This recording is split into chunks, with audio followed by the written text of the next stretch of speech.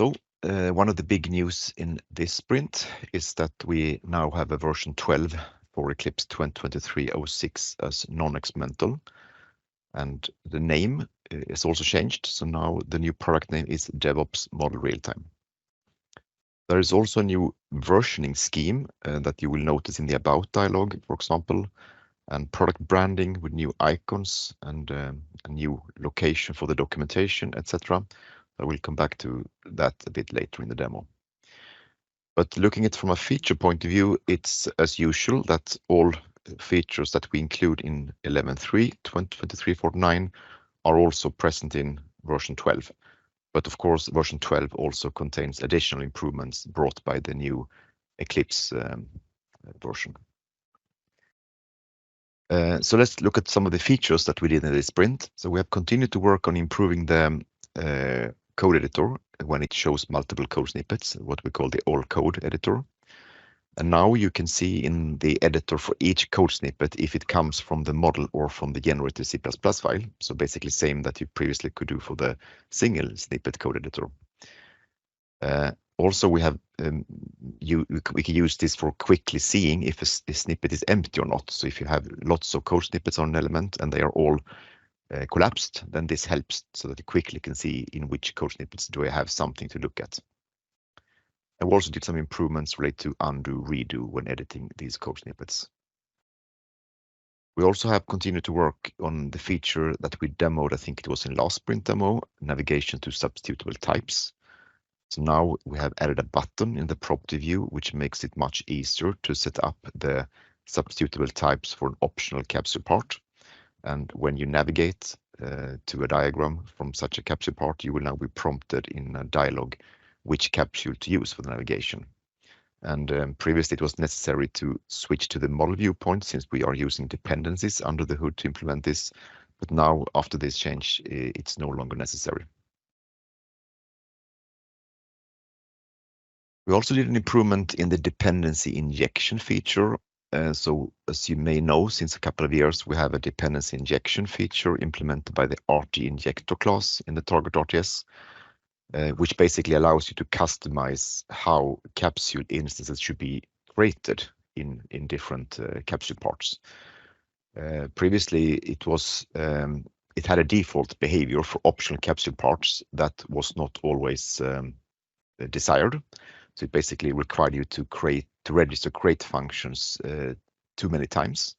Now we have fixed that so that you only need to register create functions where you really want to change the default behavior. So there are many scenarios where this can be useful. The dependency injection one typical is to use it when testing so that you can mock out the surroundings for a capsule that you want to test.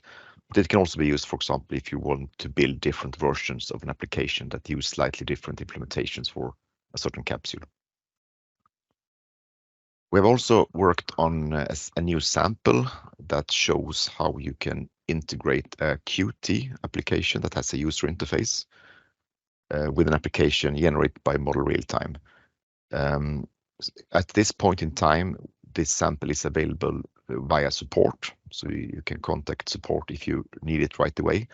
But we are working on publishing it on GitHub, including with documentation, and hopefully that will not be too far away in the future.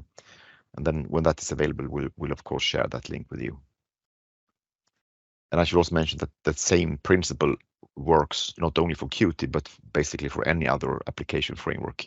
It shows you how you can manage the threads and run your Model RealTime application independently from the thread that runs the user interface.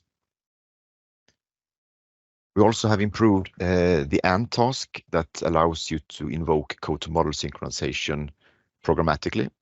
So we have improved the performance and support now for specifying the transformation configuration using an absolute path. Previously, you had to use a workspace relative path. And the documentation was also improved to clarify how this can be used, both when you run it from inside Model RealTime in the UI, but also when you run it from the command line. There are still, or is at least one difference between these two use cases. So Please check this updated documentation and also the release note if you are interested about this difference between running from UI and from command line. And then last but not least, with this version of Model RealTime, we also ship the first version of another product that is, we could call it a sibling product to Model RealTime, but we call it Code RealTime. So it's basically the same as Model RealTime is for Eclipse. This is for the other IDEs, Visual Studio Code and Eclipse Thea. It comes with the same entitlement. So if you, I mean, all of you who have a license for Model RealTime can also use Code RealTime without an extra cost.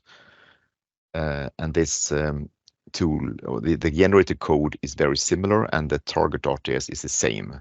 So this ensures compatibility with the applications that you develop with Model RealTime. And there are some scenarios that we maybe should go into more details in the future on how you can use these two products together when developing an application.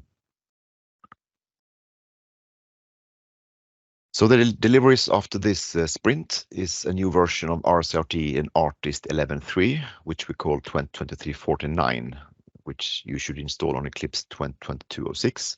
And this we plan to be the last release of 11.3.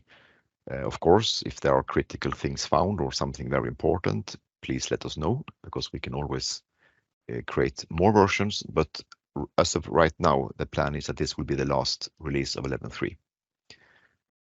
And then we are starting the new release stream for version 12, where now the project is called DevOps Model RealTime, and this you should install on Eclipse 2023-06. And I know there are some of you who still are using older versions, and here you see the version numbers back to version 11.0, but you should note that 11.0 goes out of support in May next year, and 11.1 and 11.2 go out of support in September next year. So please try to uplift to newer versions before these dates. And in version 12, we have still two experimental features. We have text to state machines that has been experimental for a while, and we also have marked the eGit integration as experimental. This is due to a known issue that comes in certain rebase or merge operations. Maybe a bit too complicated to describe exactly when it will happen, but if you are interested, or we will publish something around this limitation with more details that you can read about why this feature is marked as experimental. Okay,